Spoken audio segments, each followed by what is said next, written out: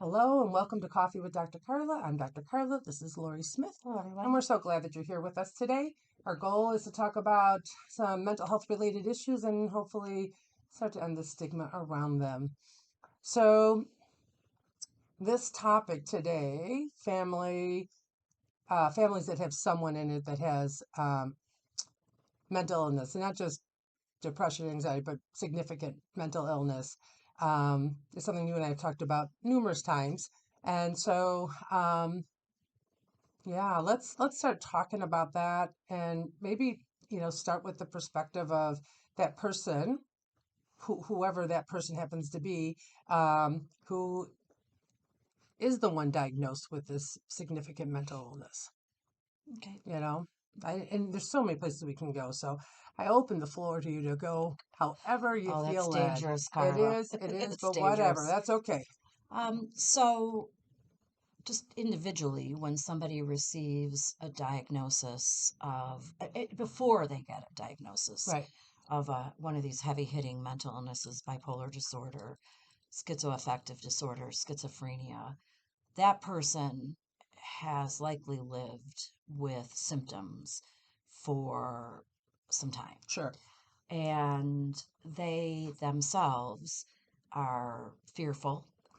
They are they are unfamiliar with themselves. They start doing things that are crazy. They feel crazy, and And they that is such a loaded it's word. it right. I did Yeah, the air yeah, yeah. We quotes. right, yeah, right. Yeah, Yeah, the C word. but that's the word that gets used when describing so many pieces of this.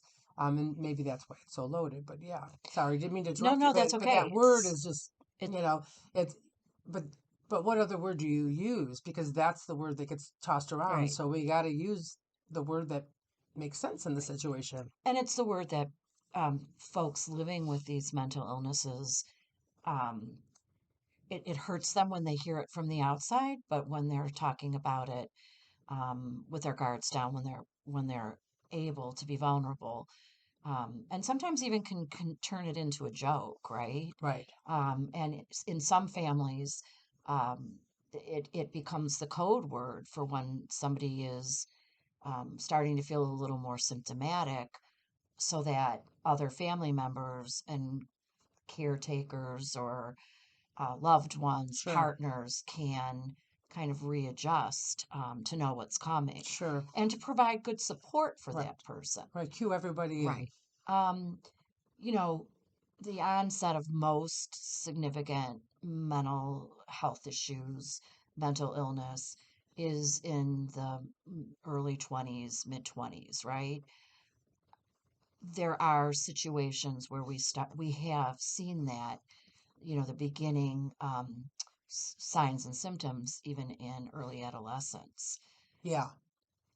In some real rare cases, young Childhood, children. Right. yep. Yeah. Yeah. And that is um that is, I mean, it just shifts the developmental trajectory for little Yeah. kids, right? And for teenagers and for young adults. Sure.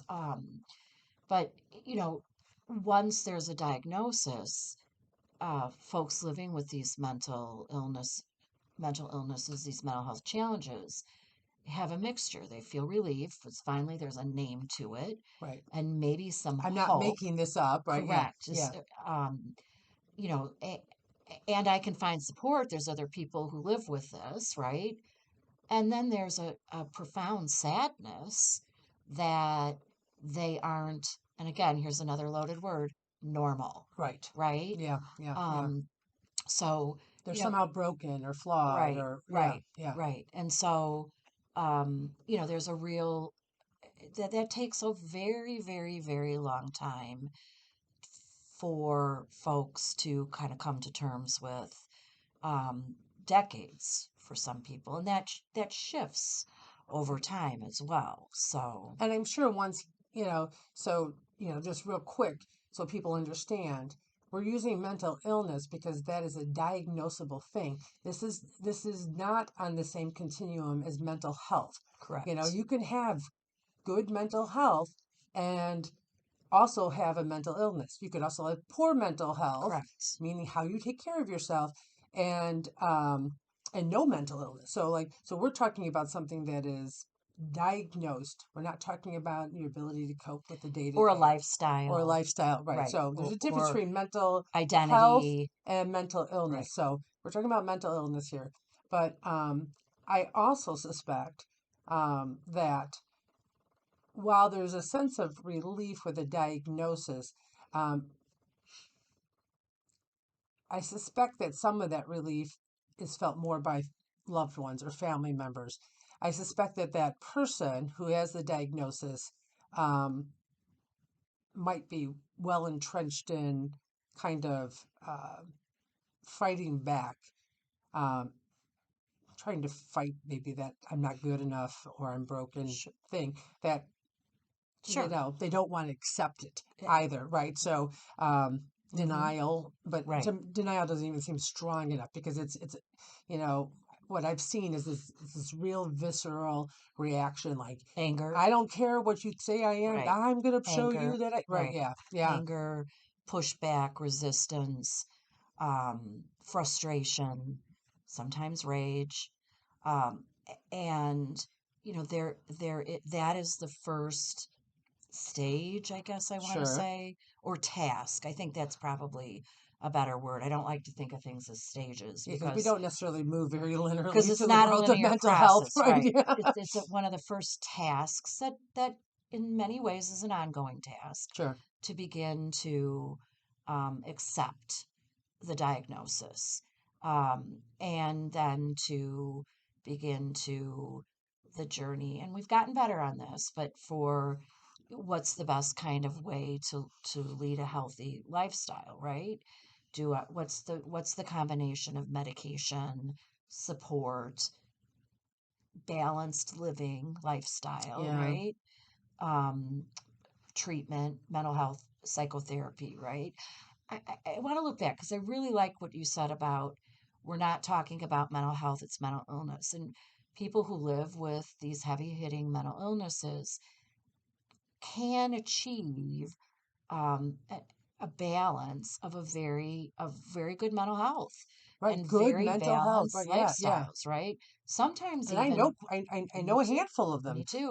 so yeah. And And I honest, probably know more, but I don't know you don't know about they're living with it, I don't know they're right? living with it because they're Right, that good, right. right? Yeah, And sometimes are more rigorous and mindful and careful with their lifestyles than folks who don't live with those mental right. health They've come issues. to a place of Right, acceptance, right? Yeah, exactly. I mean, people who are, you know, have good sleep hygiene, people who have very good exercise. It's a discipline, it's a lifestyle, right. good exercise regimes, have eliminate drama from their life, right? As because that can be a trigger and a stressor. Understand kind of in their DNA, literally in their metabolisms, what happens when there's an increase in stress. And so really work hard. And then put support around them. Yeah. So, I mean, essentially, you're describing being able to listen to yourself. I know I Exactly. do better in the morning. So, if I'm going to need to do important things, it better be in the morning, right? Right. And it sounds simple as far as mental health is concerned, but when you have, some of these really hard-hitting mental illnesses, um, there's such a conflict going on within that it makes it near impossible. Mm-hmm. Yeah. So, as we start to close out, can you give a quick maybe tip or uh, food for thought for either somebody who has someone in their family who's currently struggling with mental illness, or maybe the actual person who's struggling with Right. mental illness? Be kind to yourself or be kind to that person. Yeah. Dig deep into the well of compassion if you're a family member and self compassion. If you're the person who's living with this mental health challenge, um, the field is, my husband likes to say that the field is about 25 years behind the field around cancer, around diabetes. I mean, there's been a lot of change over the last 5 to 10 years, but there's a really long way to go. And so be patient with the service providers, and be a good advocate for yourself. Yeah. Great words, great words. So remember, you can change your thoughts, discover your potential, and transform your life by focusing on your overall well-being. So until next time, continue working on being the best you possible. Bye. Bye-bye.